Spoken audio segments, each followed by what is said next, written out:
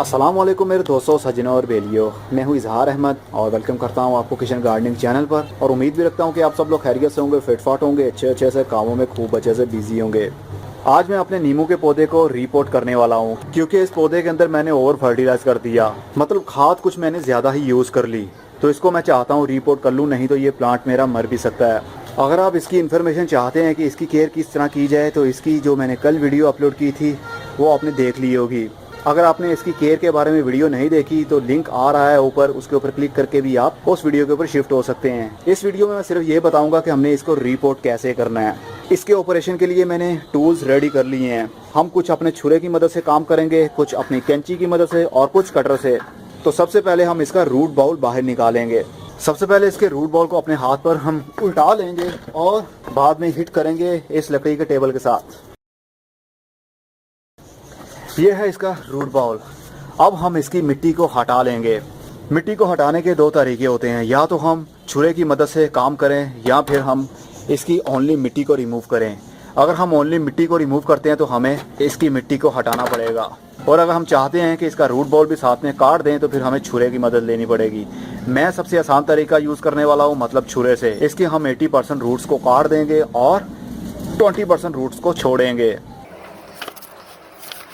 इसके अंदर मैंने रेतली मिट्टी यूज़ की हुई है, जिसको बालू मिट्टी भी बोलते हैं। इसके अंदर ड्रेनेज सिस्टम बहुत अच्छा बन जाता है। इसका रूट बॉल आप देख सकते हैं किस तरह इसकी रूट्स डेवलप हो रही थी, और इसकी अनकरीब रूट बाउंडिंग भी शुरू हो सकती थी। इसलिए टाइम से पहले ही हम इसको रिपोर्ट कर लेना चाहते हैं। हम नीचे से भी इसके रूट बॉल को काट देंगे और अब हम साइडों से काटते हैं। मैं इसकी थोड़ी सी मिट्टी भी रिमूव करना चाहता हूँ क्योंकि इस मिट्टी के अंदर अभी भी फर्टिलाइज़र की ताकत मौजूद है, जो कि बिल्कुल अच्छी बात नहीं है। इसलिए रूट्स काटने की बजाय हम इसकी मिट्टी को हटाएंगे, क्योंकि जितनी रूट्स काटनी थी वो मैंने काट ली हैं। अब हम इसकी मिट्टी को रिमूव करेंगे।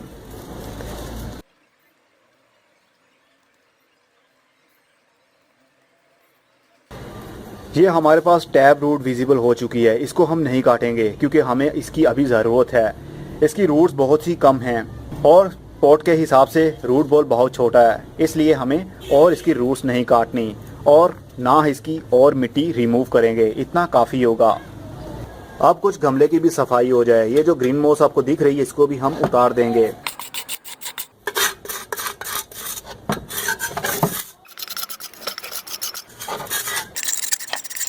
ग्रीन मॉस मिट्टी के अंदर दब भी जाए तो कोई टेंशन नहीं है, क्योंकि जब ये मिट्टी के अंदर दब जाएगी तो ये सारी किल हो जाएगी, मतलब फंगस ख़त्म हो जाएगा। अब हम थोड़ी सी इसके अंदर मिट्टी भरेंगे।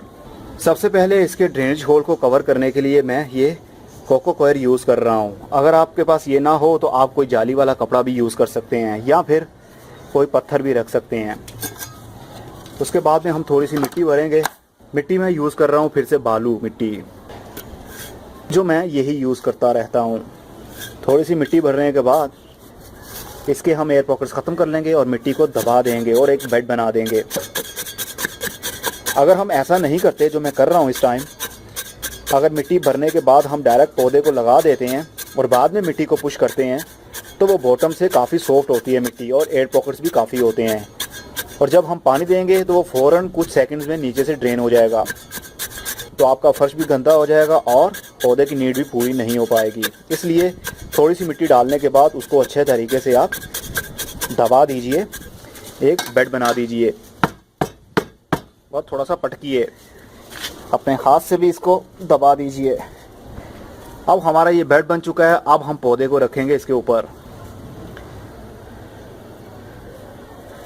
मैं चाहता हूँ थोड़ा सा ये बाहर रहे ताकि हमारा ये वाला शेप जो है ये आउटसाइड पर नज़र आए, जो कि काफ़ी ओल्ड इंप्रेशन देता है। इसलिए थोड़ी सी और मिट्टी डालेंगे। अब हम इसको मिट्टी को दबाएंगे नहीं, अब हम इसको सॉफ्ट ही रखेंगे। इतना काफ़ी रहेगा। मिट्टी भरने के बाद हम गमले को उठाएंगे और पटकेंगे ताकि जितने भी एयर पॉकेट्स हैं वो सारे के सारे ख़त्म हो जाएं। इसको अब हाथ से दबाने की ज़रूरत नहीं है, अब इसको ज़रूरत है पानी देने की।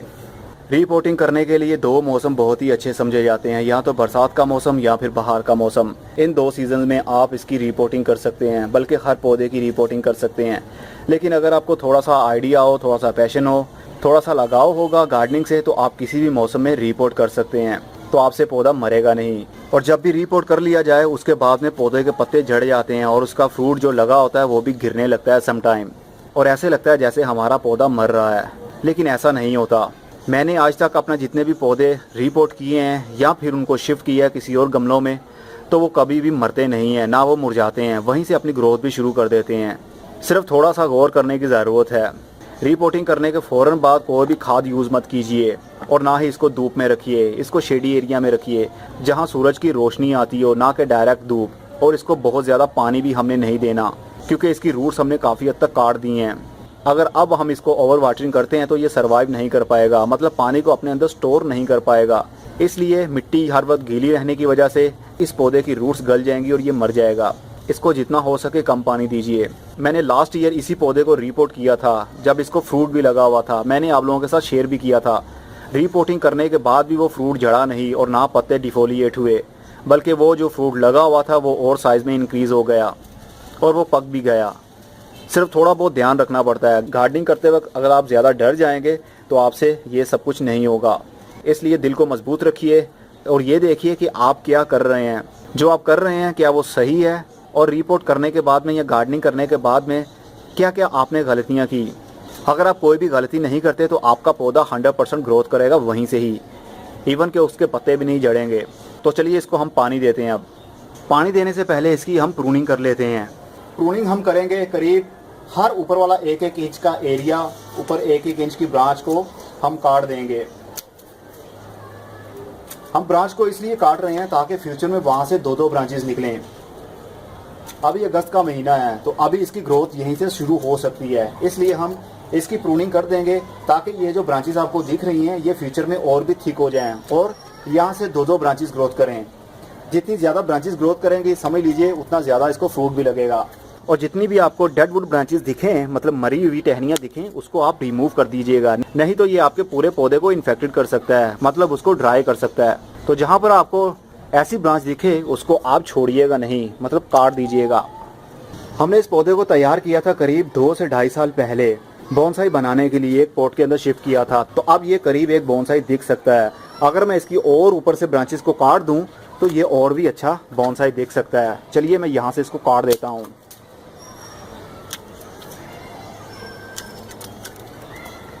जितना ज़्यादा आप इसको काटेंगे इसकी ग्रोथ उतनी ही अच्छी होगी और इसका मेन ट्रंक उतना ही ज़्यादा थिक होगा।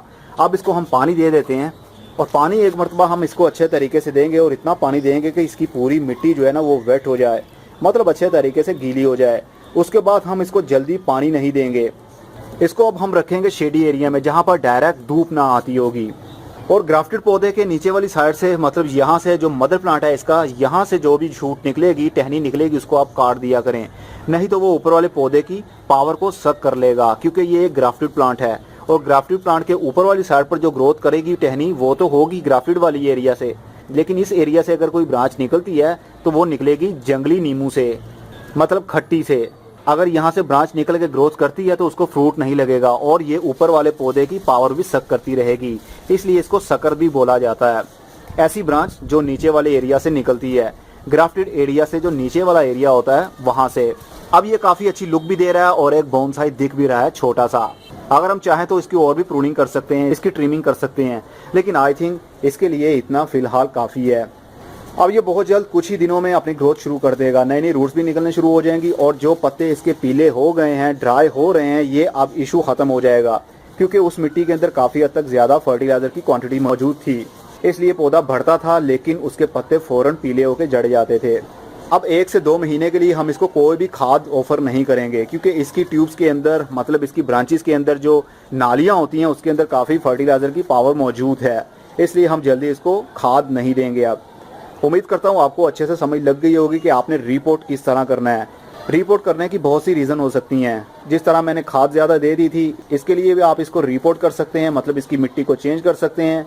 अगर इस पौधे की रूट बाउंडिंग हो रही हो तब भी आप इसकी रूट्स को काट के इसी तरह नई मिट्टी के अंदर या उसी मिट्टी के अंदर इसको दोबारा से ग्रो कर सकते हैं।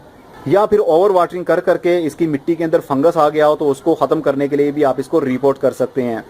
और जो ये मिट्टी बच चुकी है इसको हम कुछ दिनों के लिए, मान लीजिए 1 वीक के लिए, 14 दिन के लिए इसको धूप में रखेंगे और मिट्टी को हम मॉइस्ट रखेंगे। जिस तरह अभी आपको हल्की हल्की सी गीलापन इसके अंदर फील हो रहा है, 1 हफ्ते के लिए इसको धूप में रखने के बाद में आप अपने प्लांट्स में यूज़ कर सकते हैं, क्योंकि मिट्टी कभी एक्सपायर नहीं होती। हमने सिर्फ पावर ख़त्म करनी है, इसके अंदर जो ओवरडोज हमने कर ली है यूज़ खाद की वो ख़त्म हो जाए, मतलब उसका असर ख़त्म हो जाए, तो आप इसके अंदर पौधे दोबारा से लगा सकते हैं।